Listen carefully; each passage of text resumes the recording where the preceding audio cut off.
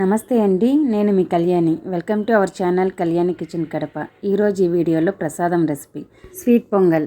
పెసరపప్పు అలాగే శనగపప్పు పచ్చి కొబ్బరి వేసి స్వీట్ పొంగల్ తయారు చేసి అమ్మవారికి నైవేద్యంగా పెట్టారంటే చాలా బాగుంటుంది. ఈ దసరా పండుగకి నేను స్వీట్ పొంగలి గట్టి పొంగల్ ఎలా తయారు చేస్తానో మీకు కూడా చూపించేస్తాను. నా సబ్స్క్రైబర్స్కి వ్యూవర్స్కి విజయదశమి శుభాకాంక్షలు. ముందుగా ఒక గ్లాసు బియ్యాన్ని అయితే ఒక బౌల్లో వేస్తున్నాను. ఇవి వచ్చేసి సోనా మసూర బియ్యము. ఈ ప్లేస్లో రేషన్ బియ్యం అయినా వేసుకొని ప్రసాదం చేసుకోవచ్చు. అలాగే 1 టేబుల్ స్పూన్ శనగపప్పు, 1 టేబుల్ స్పూన్ పెసరపప్పు. మీరు తీసుకున్న రైస్ క్వాంటిటీని బట్టి పెసరపప్పు అలాగే శనగపప్పు వేసుకోవాల్సి ఉంటుంది. నేను తీసుకున్న ఒక గ్లాసు రైస్కి 2 టేబుల్ స్పూన్స్ అయితే సరిపోయాయి. నీళ్ళు పోసేసి శుభ్రంగా కడిగేసేయాలి. నేను ఏ గ్లాస్తో రైస్ తీసుకున్నానో సేమ్ అదే గ్లాస్తో అయితే నేను 7 గ్లాసులు నీళ్ళు వేసాను. మీరు తగినన్ని వేసుకోండి. మూత పెట్టేసి ఒక 15 నిమిషాలు నానపెట్టేయాలి. అలా నానపెట్టిన తర్వాత నెక్స్ట్ స్టవ్ వెలిగించేసి ఆ బౌల్ అయితే పెట్టేయాలి. ఇలా పొంగు వస్తున్నప్పుడు ఒకసారి బాగా మిక్స్ చేస్తున్నాను. ఈ టైంలో ఒకసారి బాగా కలిపేశారంటే మనకు రైసు శనగపప్పు వేసిన పెసరపప్పు మొత్తము బాగా ఉడికిపోతాయి ఈవెన్గా. మళ్ళీ మూత పెట్టేసి బాగా మెత్తగా ఉడికేంత వరకు ఉడికించుకోవాలి. అలా ఉడికిన తర్వాత ఒకసారి గరిటెతో బాగా కలపండి. కలిపితే కొద్దిగా నీళ్ళు ఉన్నాయి కదా, ఈ టైంలో మనము స్వీట్కి సరిపడా బెల్లం అయితే వేసుకోవాలి. నేను తురిమిన బెల్లాన్ని ఒక గ్లాసు రైస్కి అయితే 1 గ్లాసు బెల్లం వేస్తున్నాను. మీరు కావాలంటే 1.5 గ్లాసు బెల్లమైనా వేసుకోవచ్చు. నేను తీసుకున్న 1 గ్లాసు బెల్లం అయితే సరిపోయింది కరెక్ట్గా స్వీట్ అనేది. మీరు ఎక్కువ తింటారా తక్కువ తింటారా అనేది చూసుకొని వేసుకోండి. బెల్లం వేసిన తర్వాత ఒకసారి బాగా మిక్స్ చేసి మూత పెట్టండి. ఇప్పుడు బెల్లం అంతా కరిగిపోయి బాగా రైస్కి అంతా పట్టుంటుంది. ఆ టైంలో మళ్ళీ మనం మూత తీసేసి ఈ విధంగా ఒకసారి బాగా మిక్స్ చేసేయాలి.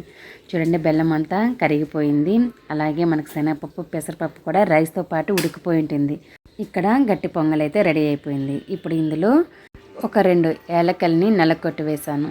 ఏలకల పొడి అనేది క్వాంటిటీని బట్టి వేసుకోవాలి. ఎక్కువ వేసుకున్నా అంత బాగుండదు. కొంచెం వేసుకున్నామంటే మంచి సువాసన టేస్ట్గా చాలా బాగుంటుంది. నేనైతే ఒక 2 ఏలకల్ని నలకొట్టి వేసేసి ఒకసారి గట్టితో బాగా మిక్స్ చేస్తున్నాను. గట్టి పొంగల పైన మూత పెట్టేసి అయితే పక్కన పెడుతున్నాను.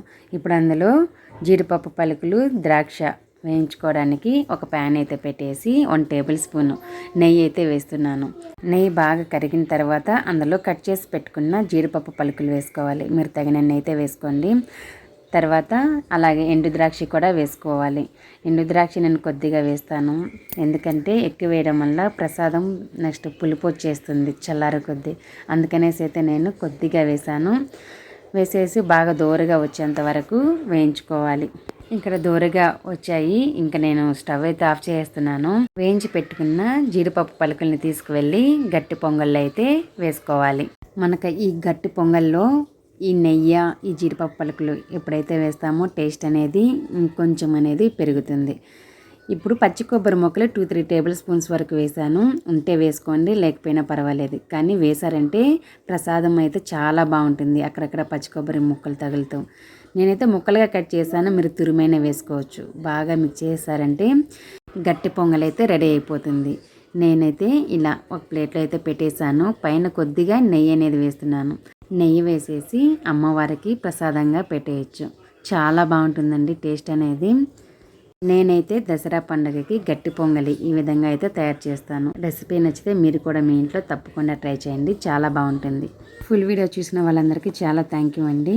ఇంకో మంచి రెసిపీతో వస్తాను. Thanks for watching. బాయ్.